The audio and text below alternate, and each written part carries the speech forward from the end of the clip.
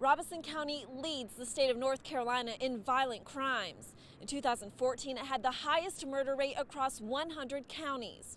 Authorities here want to do more to get violent offenders off of these streets and behind bars for longer periods of time.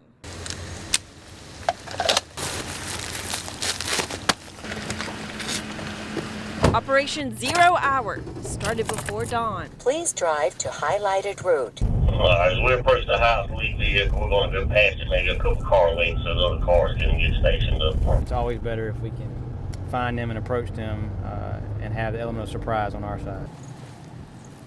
Come to the door. Local, state, and federal authorities What's he wanted for? went after the worst of the worst. Felony probation, OFA for assault. Is he a sex offender too? Yep, he's a sex offender too. He's got like 4 or 5 warrants also. It's about 5:45 in the morning, and they've already taken in their first person. We're waiting on the transport van to come get him now.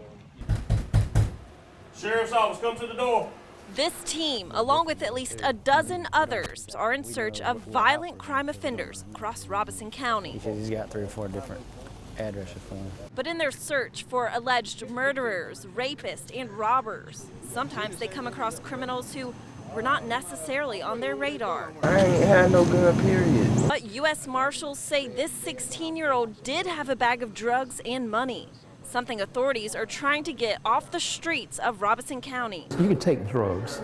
I don't care whether they're prescription drugs or illegal drugs, whatever drugs they are, you can tie them to everything that's going on. They love it because you got a badge on. Authorities say they see a cycle of crime in this area.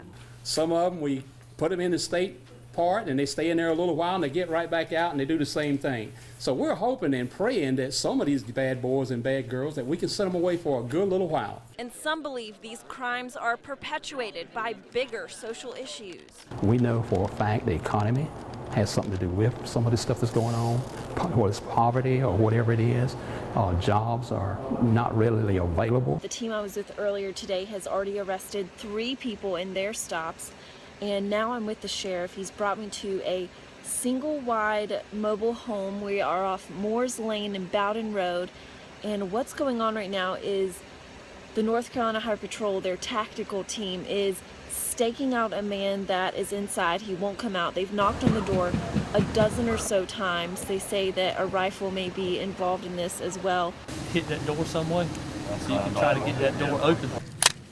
As the day went on, things got more intense. The people they were going after, more desperate to not go to jail. They may be hiding under the house, in the attic, under clothes. They'll do whatever they can to evade capture. After several hours, authorities were finally able to take this man into custody. He had to be transported by ambulance because of a prior shooting injury that left him with a broken leg. The one thing that we wanted to do here is send a message to the community and to the violent offenders who terrorize these communities that, we are going to work together and we're going to do everything within our power to make sure these individuals are apprehended, and not only just apprehended but then prosecuted. By working with the U.S. Attorney's Office in this operation, authorities are able to pursue longer sentences and keep suspects accused of violent offenses off these streets and behind bars if they're convicted of their alleged crimes. I think the best part of my job is, when we get a case and you've got a victim in that case, I think it's very rewarding when we can apprehend that individual and put that individual behind bars, and so that family can get justice for what has happened. Organization for Operation 0 Hour started back in January, taking weeks to get all the people, paperwork, and plans in place for this 3-day mission. In Robeson County, I'm Caitlin Stansel for WMBF News.